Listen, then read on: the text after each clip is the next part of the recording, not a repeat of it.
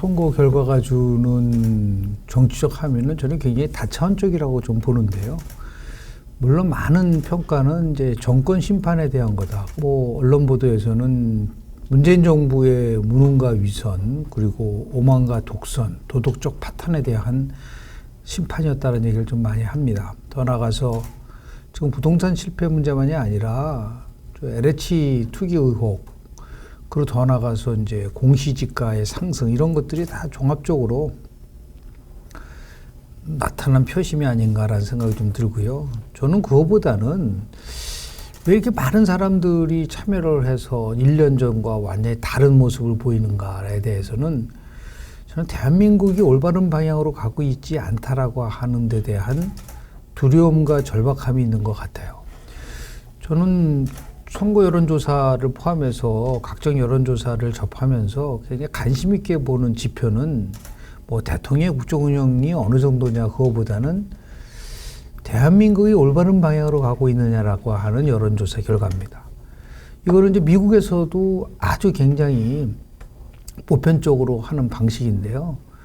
그런데 작년 9월 4주서부터 올해 3월 3주까지 한국 리서치가 2주마다 이 조사를 합니다.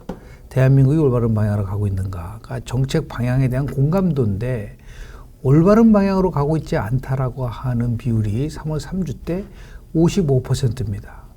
그리고 올바른 방향으로 가고 있다는 비율은 33% 정도밖에 안 나와요.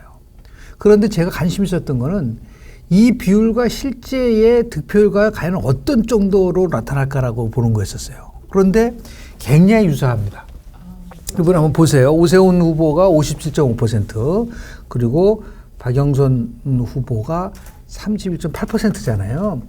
55%가 올바른 방향으로 가고 있지 않다는 사람들은 거의 오세훈 후보를 지지했을 거고, 올바른 방향으로 가고 있다고 생각하는 사람은 아마 박영선 후보를 지지했을 가능성이 굉장히 크다는 거죠.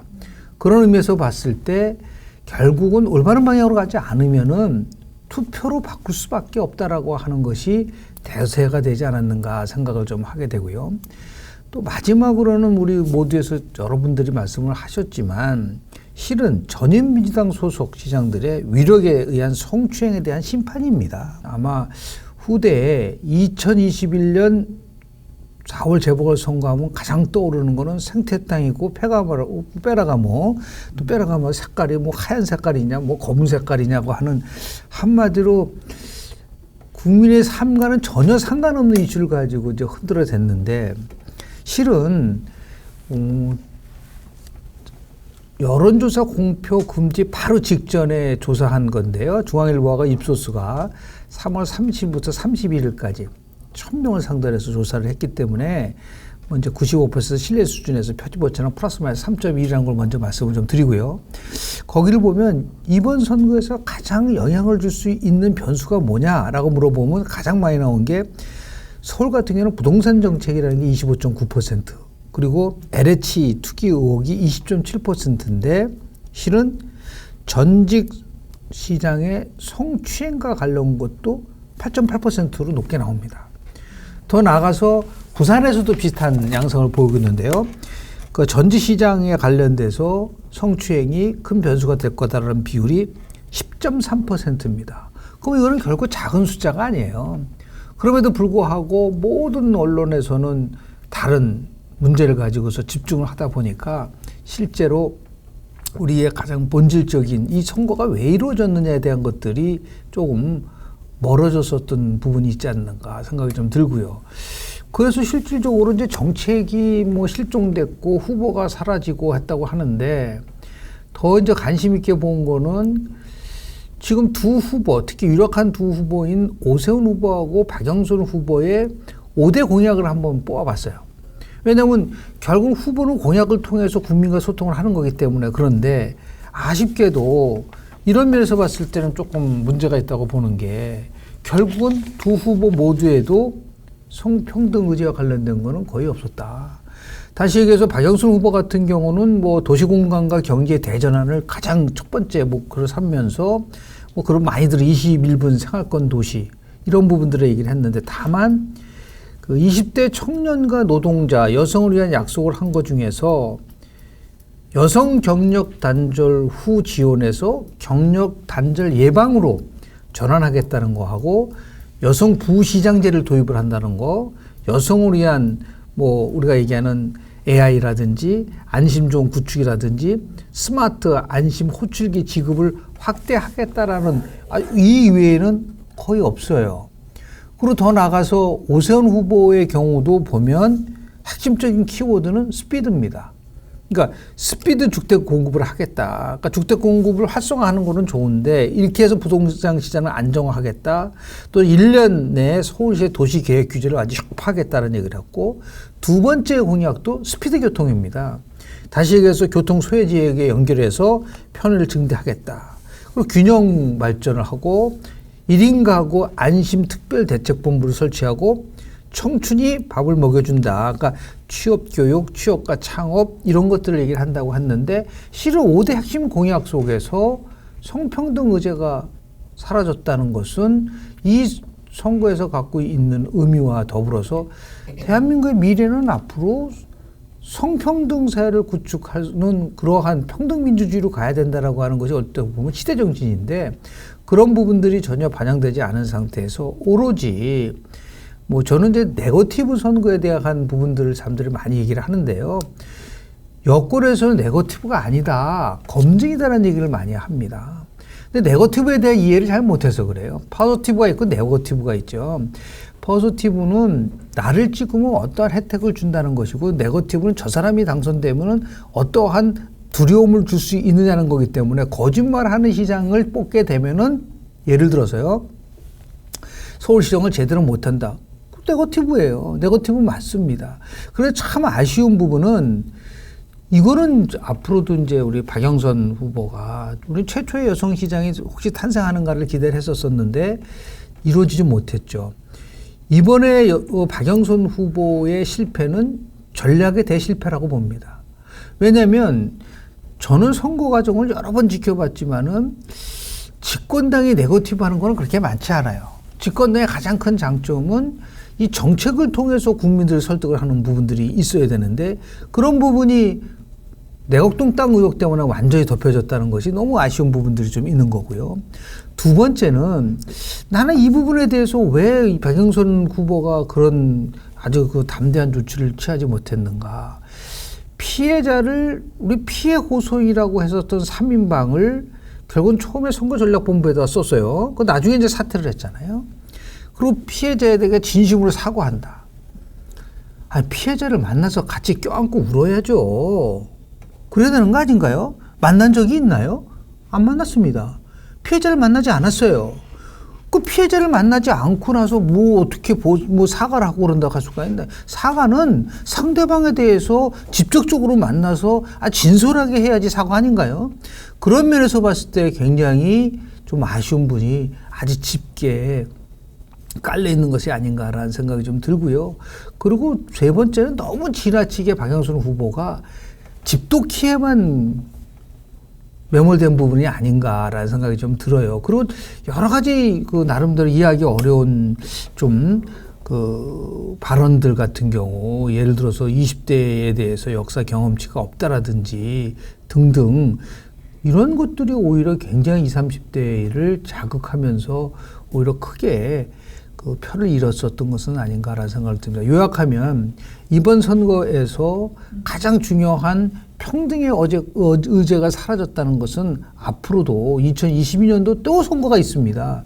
거기에서는 다시는 이런 일이 반복되지 않도록 선거에 대한 기본적인 함의와 그리고 더 나아가서 선거가 무엇을 위한 선거인지에 대한 아주 담대한 성찰이 있어야 되지 않을까라는 생각을 좀 합니다.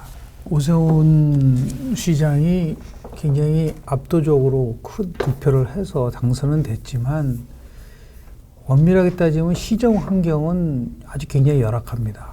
가장 큰 난제는 지금 서울시의회 109명 중 101명이 실은 민주당 소속 의원들이고요.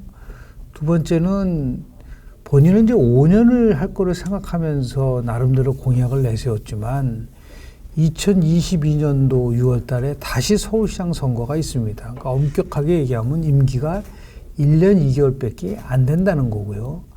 더 나아가서 지금 각종 예산들이 집행되는 과정 속에서 다시 이것을 바꿔서 가기에는 이제 시기적으로 어려운 점이 있을 수 있다라는 것을 먼저 말씀을 좀 드립니다.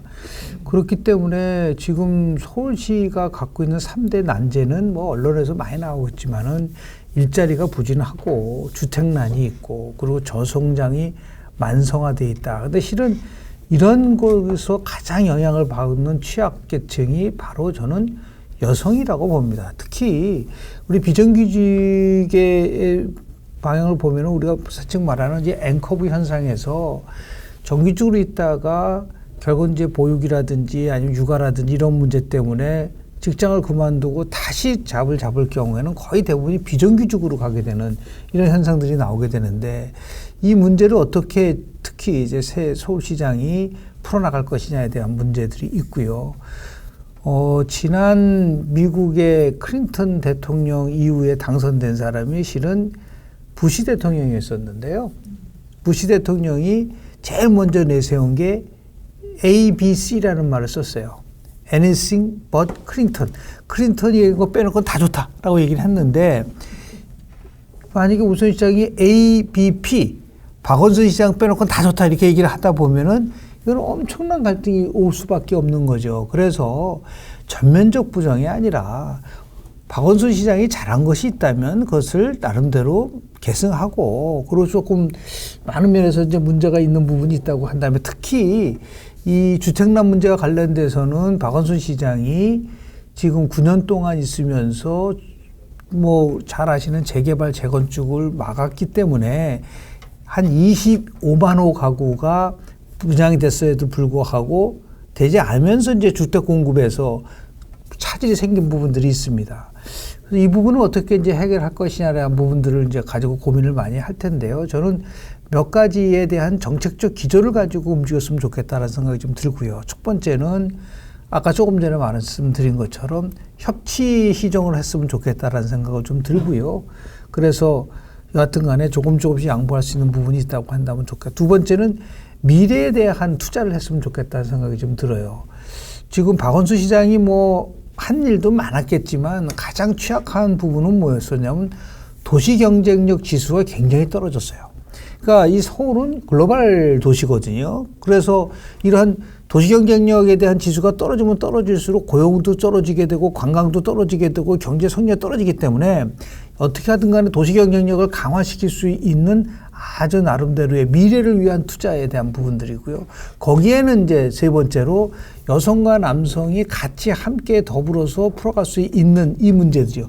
그러니까 여성 인재들을 많이 등용을 해서 지금 최근에도 보면은 우리 대기업에서도 여성이사 한 명씩을 반드시 두게 돼 있지 않습니까? 그런 거와 마찬가지로 인사를 할 때 어느 한 여성을 배려한다라는 말보다도 정상적으로 차별을 낳지 않게 했으면 좋다라는 생각이 좀 듭니다. 그래서 1차적으로 100일 동안 정도의 면밀한 검토를 통해서 정말 서울시에서 성평등 문화가 확산돼서 그것이 롤모델이 돼서 여러 조직에서 같이 함께 발전할 수 있는 그런 계기를 좀 만들어줬으면 어떻겠는가라는 바람을 오세훈 시장한테 드립니다.